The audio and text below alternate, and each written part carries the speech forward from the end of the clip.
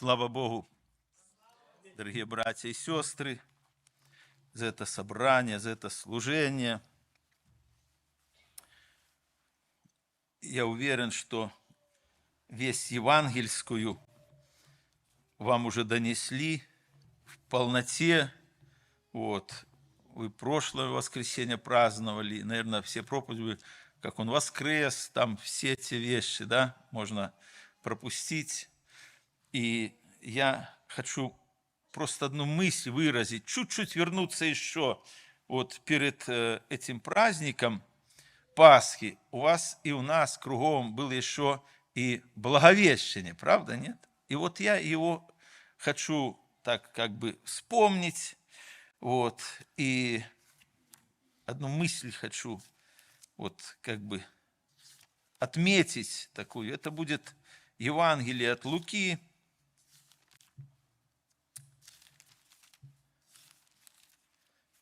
1 глава.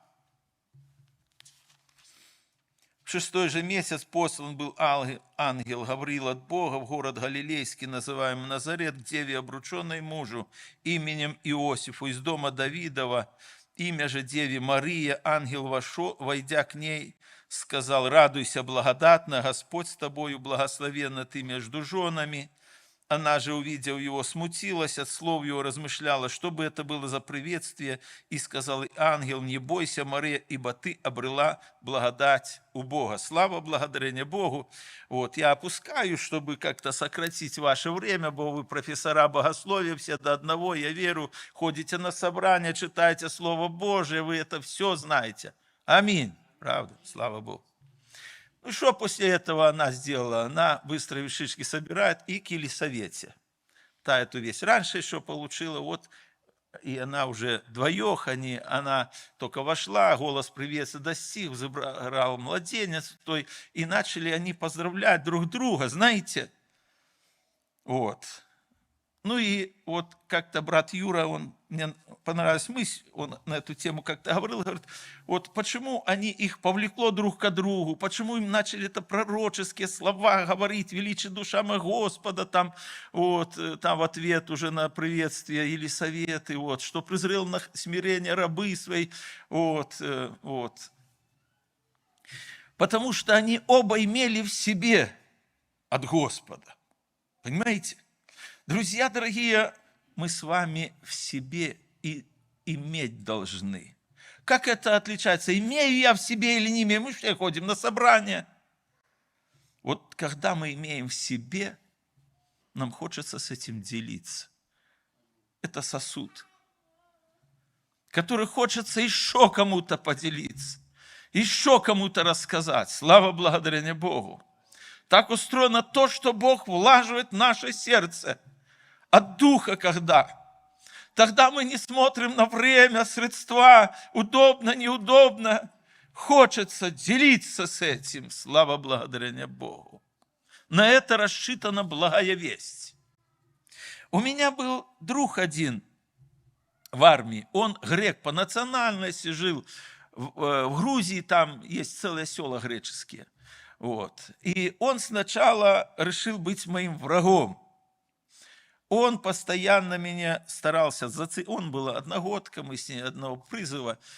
Просто некоторое время он в хозводе служил, потом их присоединили в нашу роту автомобильную. И он всегда мне пакости всякие мелкие, такой мелкий был пакостник для меня.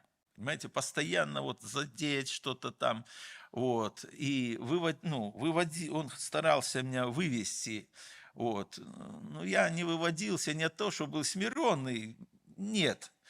А потому что их там земляков была целая куча. Эти греки, они все места теплые у них были, коптеры там, сторожа, НЗ там, как он был. Там, и грузины это были их земляки, получается. Они знали грузинский язык, греческий, и русский знали. И греки это такие люди, они шустрые. Такие древняя нация, И он все меня доводил, Я даже не знал, чем ему не угодил. Но потом узнал. Однажды мне выпался случай ему отомстить. Так, по-нормальному. Вот. Мы вместо, еще к тому, что 7 рублей, как солдаты везде получали, мы еще 50 рублей получали трассы. И жили неплохо.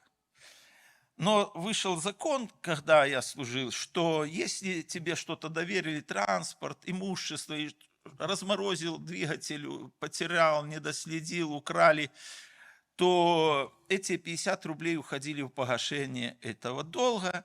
И если ты за время службы ты это не отдавал, то военкомат с тебя дома, приходишь на работу, становишься на учет военкомат, и идут твои деньги на погашение. Вот. Неприятнейшая штука произошла, конечно, ну, потому что там много чего происходило, и министерство так отреагировало, вот, военное. И я увидел, что его хотят обокрасть. 131 ЗИЛ и 2 или 3 двигателя там ЗИЛовских, ну, это долго платить пришлось бы. И первое, вот как вам, как пред Господом признаюсь, я так тебе и надо. Это первое, я христианин был плоховатый, очень даже. Вот. Ну, все-таки хоть какой-то был, понимаете. Я слово знал с детства, в христианской семье вырос. И вспомнилось мне вот это место, если враг твой голоден, накорми его, если, ну, короче, если трудность, вот, то помоги этому врагу. Вот, и поступая так, ты соберешь горячее уголье на его голову, знаете. И такая или притча, или правда, не знаю, за что купил, зато продам вам сейчас. Вот, одна сестра пришла к пастору и говорит, муж дальше некуда, пьет, там гуляет, там такой, вообще, вот. И пастор выслушал внимательно, говорит, а ты, ну, пыталась ему горящее уголье на голову организовать? Вот, по-моему, уже обливала, а вот еще горячее уголье еще не сыпала.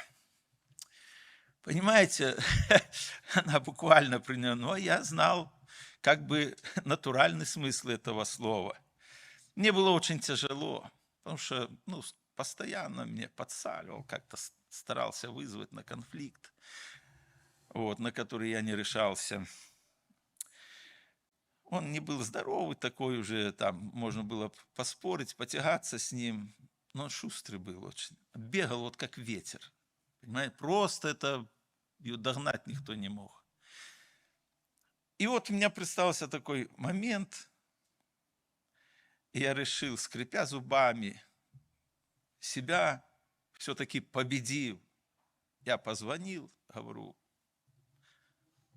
Аманатов, приди сюда, что надо, там все, я увидишь, что надо.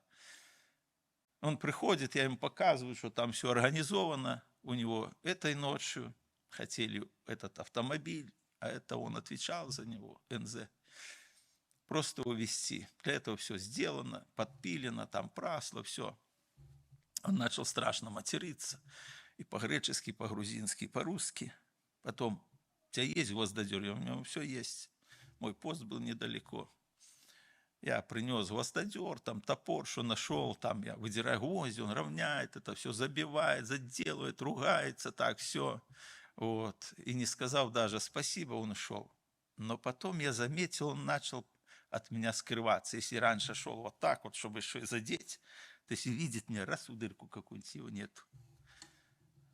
Я пройду, он оглянется, вылезет из дыры той и дальше идет. Начал работать там ее на голове, это все дело. Вот. И вы знаете, так незаметно мы с ним потом поехали в командировку, и мы подружились. Вроде как незаметно так. Вот, идем в столовую, а он сразу, его нету. Приходим в столовую, а он мне уже с разносом для меня, мне показывает, давай, я подхожу, там только уже разлажу. Он всегда первый кругом был, вот, шустрый такой. И как-то мы играли во что-то там казаков-разбойников, что и мы с ним прятались. И нас вообще и забыли, мы с ним заговорили за Грецию, за Белоруссию, как у вас, как у нас, все такое вот. И он мне как-то говорит, а помнишь, я упомню, а что ты так сделал? Ты знаешь, как мне было больно? Ты знаешь, как мне было? Я узнаю. Откуда, знаешь, в Библии так написано? У тебя Библия есть? Да. И ты читаешь, да, дай почитать. Я потом узнал, он, оказывается, считался верующим и сильно ревновал, что, оказывается, тоже верующий. И он решил, что его вера лучше, и меня решил, понимаете, вот он был верующий человек, оказывается. Вот. И вот что он мне рассказал о своей культуре. Я говорю, где ты так бегать научился? А говорит, у нас в поселке, самое любимое занятие, это было, мы знали все расписания и автобусов, и поездов, там ЖД вокзал. И мы там вот это время, когда приходит поезд, мы все туда. Что не ждали? Чтобы кто-то шел с поезда, допустим, чей-то сын с армии идет, кому-то гости едут. И надо было первому донести, и кто первый прибегал с доброй вестью, 10, петуха, овечку, можно, барана получить. И я говорил, и меня никто не мог догнать. Я так научился бегать. Понимаете что? О чем я хочу сказать? Есть такая песня «Несите эту весть, где только люди есть. Дух Божий к нам пришел. Слава благодарение Богу». Первое то, что у меня есть внутри от Его, это желание это занести другим людям. И в этом есть благословение. Слава благодарение Богу. Друзья дорогие, не стесняйтесь, несите эту весть. Если Дух Божий к вам пришел, если у вас есть что-то от Него, слава благодарение Богу. Это самая лучшая весть, весть о вечной жизни, о вечном спасении, о вечности, что за гранью этой жизни есть жизнь вечная. Конечно, вы ее никогда не понесете, если эта вера глубоко не живет в вашем сердце. Вы будете сами сомневаться, и эту весть вы никуда не понесете. Но когда эта весть в вашем сердце глубоко, вам захочется ее нести всем людям, кто во тьме. Слава благодарение Богу, друзья дорогие, потому что Он воскрес. И когда Его видели, там Мария, всех радость, и все говорили, в это мало верили. Но Христос, когда являлся, Он пояснял. Друзья дорогие, есть наша часть, а есть часть Божья. Мы думаем, мне не поверят, это не ваша часть. Поверят, не поверят. Наша с вами часть этой вестью поделиться, а дальше наступает Божья весть. Она может, Божья часть, может не завтра, не к утру и не к вечеру, как Христос являлся, Она может напомнить о себе. Я знаю, море свидетельств, когда человек слышал давным-давно эту весть, прошли года, и однажды застигнутый в каких-то испытаниях, он вспомнил об этом. У нас в церкви был пастор церкви когда-то, у нас было, большинство было баптистов, и только начал Дух Божий действовать, уже многие начали с одной дедушки, я помню его хорошо, Жариков такой. Он сидел на собрании, спокойные песни, спокойные проповеди, молитвы спокойно, как в всех баптистских церквях. Мы вышли из такой церкви, я люблю это братство по сегодняшний день. У нас были братья, сестры, которые исполнены были Духом Святым. Если кто вам скажет, что баптисты – это люди, которые отвергают Дух Святой, которые не имеют Духа Святого, не верьте, это ложь. У нас были сестры, братья, они не говорили на иных языках, не имели каких-то видимых проявлений, но Дух Божий сильно через них действовал. Слава благодарение Богу. Слава Богу, это спасенные люди. Потому что спасение через Иисуса Христа, они в Его свято верили, переносили страдания и были светлым примером для окружающих, и обладали той силой, что сегодня мы пятидесятники не обладаем. Была теточка такая маленькая, тетя Таня, она вела воскресную школу. А по тем временам, если власти заходят и учишь детей Евангелие, это тюрьма живая. И она вела. Она имела голос мышиный, такой тоненький. Я даже не могу вам спародировать как-то. Понимаете? А сосед был, Василь такой, как напьется, там всем хватало. Он никого не боялся. Он шил кожухи, милиции, прокуратуру, все его друзья, никого не боялся. Все его боялись. И соседи, жена там вообще. Только им могла совладать тетя Таня. Сразу ее искали, вычисляли, звали, звонили, чтобы она скорее пришла. И когда тетя Таня, маленькая, с горбиком, худенькая такая женщинка, вот этим голосом, Василь, успокойся. Он делался ватный. Бери, уноси. И его супруга обратилась к Богу через эту тетю Таню. Вот. Слава благодарению Богу. И вот у нас был пастырь, старичок такой, он очень был хороший. Он реген был замечательный, музыкант хороший. Вот. И он очень спокойный был, такой хороший человек очень был. И он переносил много страданий. У него свидетельства сильные были такие. Вот. И когда он понуждался, была нужда в церкви, то, вы знаете, к неверующему человеку, он жил возле нас недалеко, пришел ангел, разбудил его, говорит, садись и пиши. Ее мама была верующая. И он написал, потом ложись спать, теперь ложись и спи. Когда он проснулся, он увидел, он вспомнил этот, и не знал, только это было сон или явь. Но на столе лежала бумага. Он принес моему отцу. И отец, мне было 15 лет, это был 79-й год. И отец нам читал пресвитеру Барановичской церкви Ивану Антоновичу Зеленевскому. Так говорит Господь. Дальше отец не читал, потому что дальше речь шла и об отце. Там. Знаете что? И Бог так ответил. Вот баптистский пастырь. И Бог имел с ним дело. Слава благодарение Богу. Друзья, дорогие, Бог сильно действовал и через них. И вот однажды, когда церковь служение, и этот старичок, дедушка Жариков, вдруг начинает громко на иных языках говорить. А церковь баптистская. И сразу, ты что делаешь там? Он, ой, нормально сидит. Время проходит, он опять на иные языки. Вот. Начали возмущаться, что такое непорядок в церкви.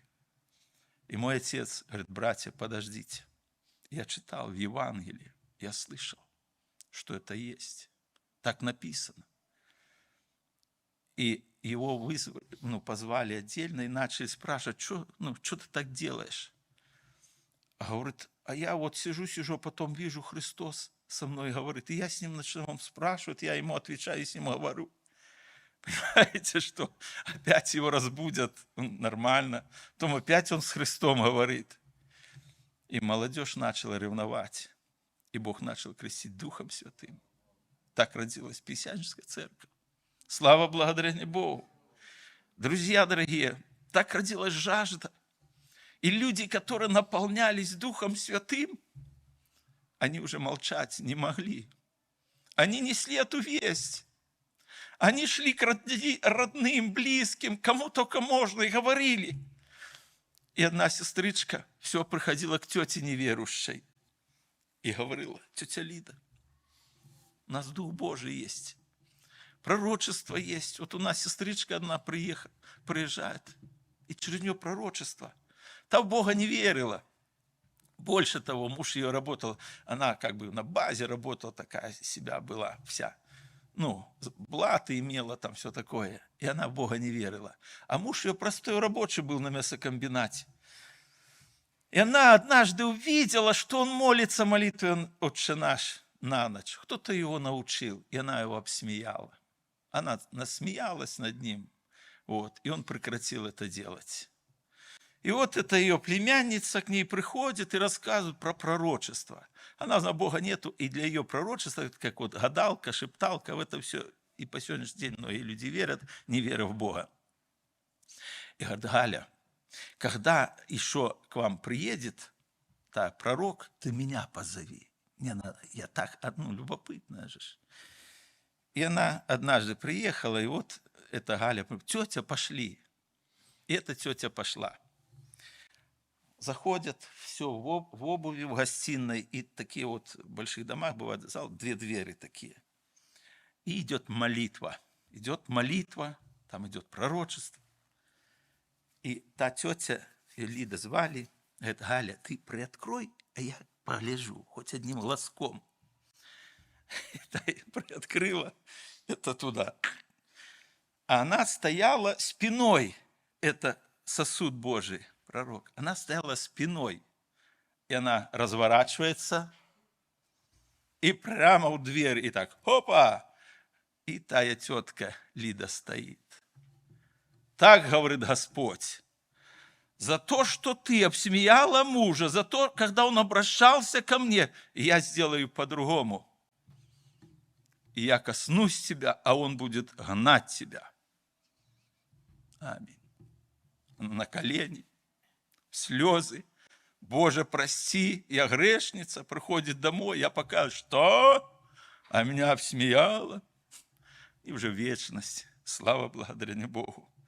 Друзья, несите эту весть, несмотря ни на что. Пусть вас Господь обильно благословит. Слава Богу.